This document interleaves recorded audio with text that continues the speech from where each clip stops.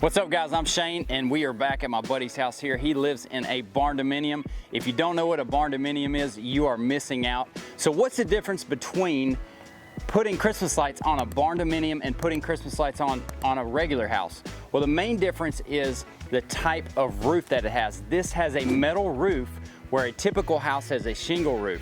Now when it comes to metal, you cannot use your regular clips. The only time you use your regular clips on a metal roof is when you're clipping gutter lines. But other than that, we have to use magnets. There's two different ways to do this. Today we're gonna focus on the magnet clips that clip on to the light themselves. So here we go, we're getting started. We're gonna walk you through A to Z how to do this and make it look great. Here we go. This is a magnet clip, and this is what you're gonna need to use if you have a metal roof. These clips go on the line. I'll show you here in just a second. And the bottom of this clip is a magnet. This is for metal roofs. The absolute easiest way to do this and the most efficient is to slide this on, okay, slide it on the bottom, and then grab both sides of the wire as you're holding the clip in the middle and just firmly press both sides in. If you can hear that click, that's what you're looking for. Let's do that one more time. We're gonna pull our bulb out like this, and as we're walking down, I'm just doing one clip and then rolling up to the next one and rolling up to the next one. And you can either have a pouch or just put these things under your arm in a bag or something to make it easy to grab in and out. So I'm gonna pull one out, pull that taut, use that word a lot with Christmas lights. Slide that on, and then watch my fingers. Now when you pull these lights up here, like Pax is doing, you can either roll them up. You've already pre-bulbed and pre-clipped them. You can either roll them up and carry them up like he is, or you can, if you drag them up, you just want to make sure that your clips aren't dragging on anything. Those clips are more expensive than the other clips for shingle roofs. You just don't want to lose any. Okay, so we're gonna start on the right side of the house here. The first line we're always gonna do our ridges first in case. That would be what I would consider trim on this job. And then ridges are everything on top. That's what we're considering this. It's all subjective and relative of what you call what, but this is kind of how I did it. So we're gonna start with our ridges, and especially this is a magnet job. So we definitely wanna do our ridges first, because if you have ridges fall, it will take your trim down too on the magnet clips. So we're gonna start on the right side here. This is all gonna be one line. And you see those ribs on the ridges? We'll get into more of that later on how to do that. Again, this is all gonna be one line. And this comes out a little bit. It's not just, this is a front facing view. So there is, you know, 5 or 8 feet right here. And up and down this peak, back into there and across to here. And that's gonna end that. The reason I started this right here is because you want to start that one 15 inches up and you want to end this one here. Or you can start that one on the corner and end that one in. It's gonna look more consistent if you start this one 15 inches up, or whatever the spacing of your lights are, doesn't matter. Okay, second line, this is a pretty simple job. We're starting off pretty basic on the teaching on the metal roofs. One line's gonna be there, and then we'll do a pretty teal color there. All right, and that's the line. We've started the end of our line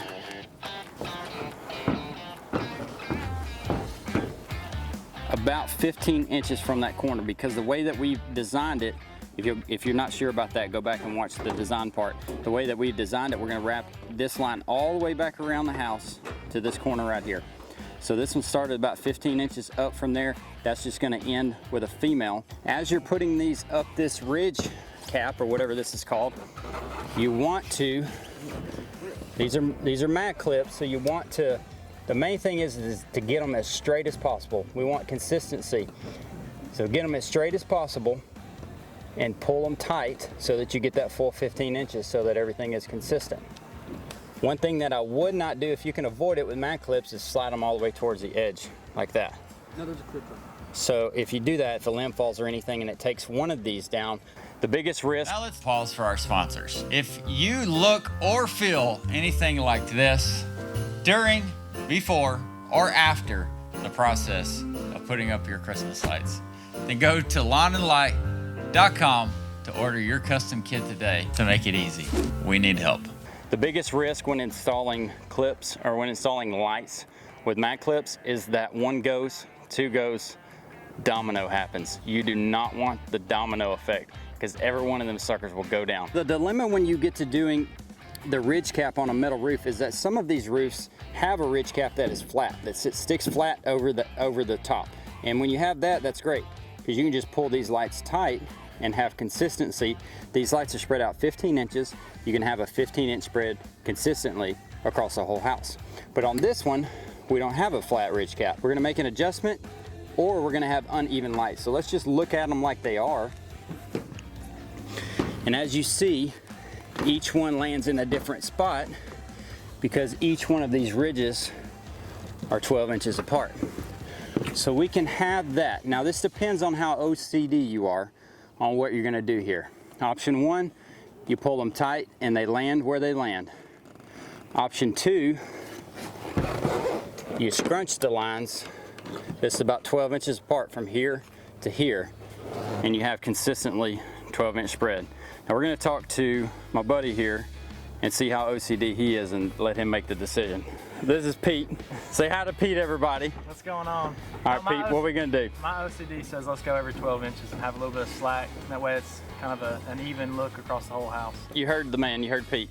If you're doing this and you're ordering from us, you need to take that into account on your footage. You're gonna have some wasted footage on your top ridge line and know what kind of ridge cap you have before you order. Here's a good point that Peyton had mentioned. This guy builds barn dominiums and does all kinds of metal roofs, is that if you're doing a standing seam, this is an R panel here with a specialized R panel cap. And we've made it work because the R panel is wide enough for these lights to magnet to. But if you're doing a standing seam, the standing seam is real thin, so you wouldn't be able to do this. If you're building a house and concerned about how your Christmas lights are gonna look, which I don't know how many people are concerned about that, but it would be better if you asked your builders to do a flat ridge cap so that these things can be consistent. We started over there at the corner, up and across the top ridge line, coming back down this side. Now, because of our design, we are not continuing to go over the awning. We're gonna go inside. And here, instead of hitting these ribs on the bottom side, we're just gonna magnet to the inside here and have the bolts sticking straight out. Here's another decision that you'll have to make is where Paxton's at, that's Paxton right there, you can either put the bulbs on top of that roof line and face them up, or he can continue to face them out. Now what's the pros and cons of that? Well, facing them up, you can see more of the bulb, but at night you really won't notice the difference that much. If you did face them up like that, then you would not be able to get that bulb perfectly straight, pointing straight up. By facing them out, you can get that bulb right in the middle. And see, I don't know if you can tell, but there's slack between a few of those. By the time you get to the bottom, the slack should look the same between each bulb. And I would do it a little bit more starting at that second bulb going down.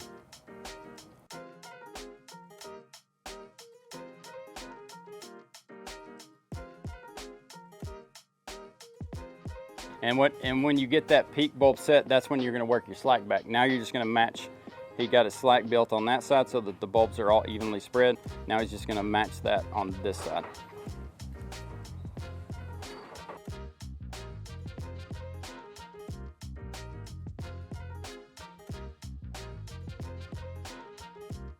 So right here where Pax is at, we're going, based on our design, we're going back into the house. So you're gonna continue those back into the house.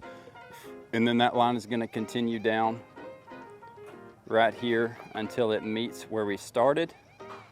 And that'll be the end of that line.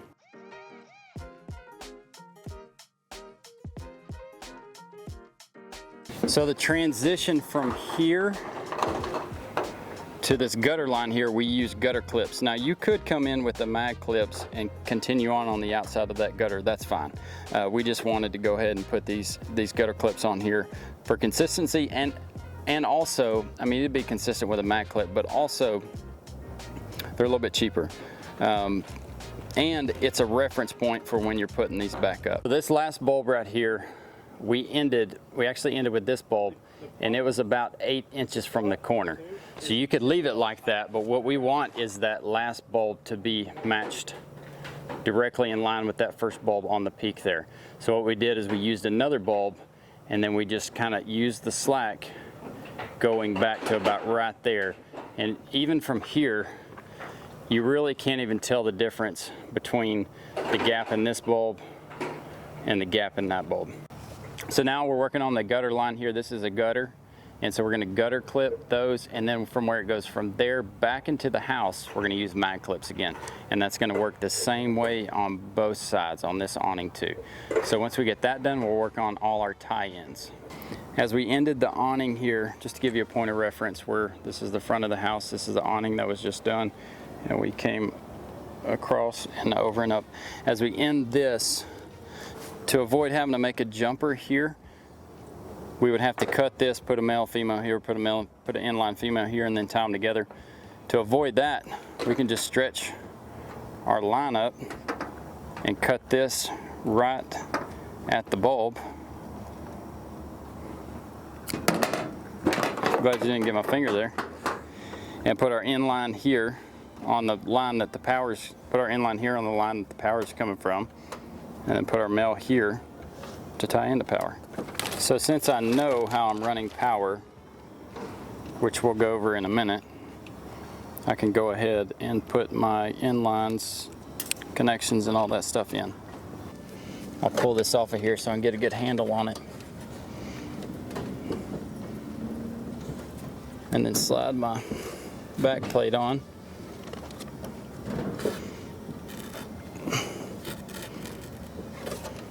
Push that back in. And we're going to put the male on the other side. And I'm putting the inline female here because this is the line with the power.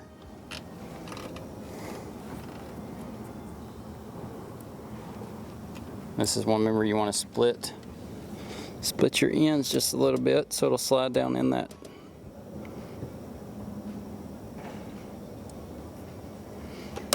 In that plug.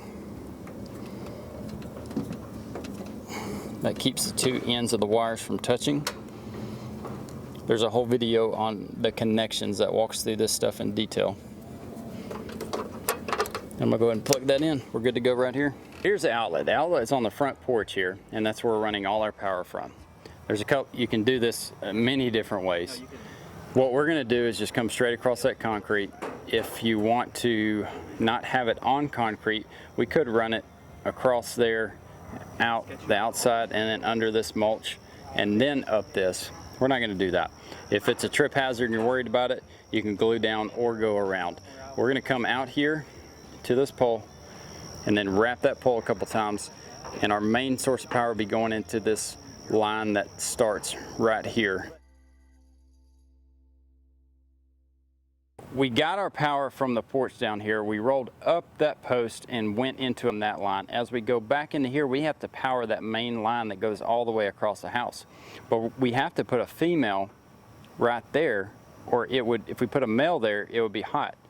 If we put a male there and a female there, this male would be hot. So what we're gonna do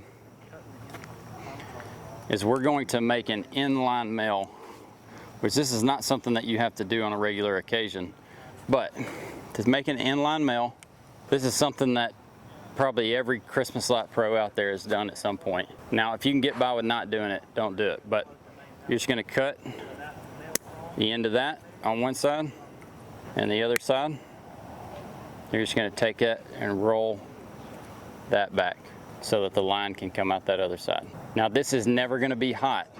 This is only gonna power that top line once a female is plugged into it. I want to be very clear about one thing. We may get some kickback from some people about using inline males. We've put up over thousands of houses and we've used inline males and never ever had an issue. But if you do feel uncomfortable putting an inline male, then let me give you another option. So this is where the green line here is where our power is, and this is a male going into the plug there. So that's coming up and wrapping up the post. So at the end of that line will be a female. And then as you go into your line, your first line on the house here, that's going to be a male. And this side of that is going to be a female. So we've showed that this line was continuous. And we put an inline male right here to connect this female to give it power. You can always cut this line and have a male here and a male here. So you can put a male here and a male here and run your little jumper up. We'll make that green with 2 females on it. So this one right here would be an inline female, and this one right here would be just a female. So we're gonna do our map, and you can do your map when you put the lights up or when you take them down. It really doesn't matter as long as you do the map. That's the important part.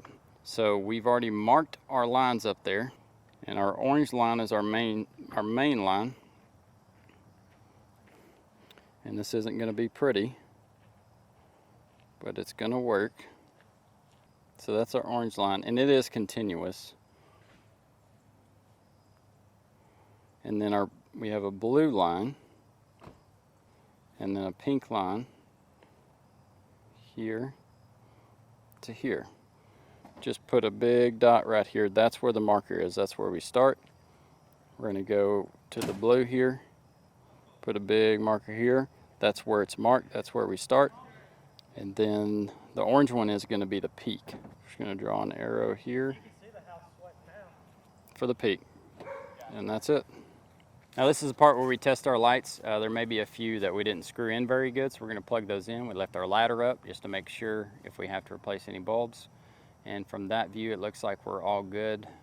So there's one out right there, and it's probably a matter of just screwing it in. You're probably right. There's a couple things that can happen if a bulb doesn't, if it's not working. Typically, it's just not screwed in right, or the bulb is faulty, or the socket could be faulty. We haven't addressed faulty sockets yet on this channel, but at some point we will. This time it was the bulb that was faulty. And that brings me to a good point that if you order with us, we throw at least 2 extra bulbs, 1 or 2 extra bulbs in your order in case one doesn't work. Thanks so much for watching. We really appreciate you being here. And if you're getting value from this and you want to see more content of how to put Christmas lights on different style roofs, different concepts, how to make them look like a pro, hit that subscribe button. We'll keep putting the content out for you where you'll learn a lot and you'll make your Christmas lights look like a pro did them. Love God, love others, and let your work reflect that. We'll catch you on the next one.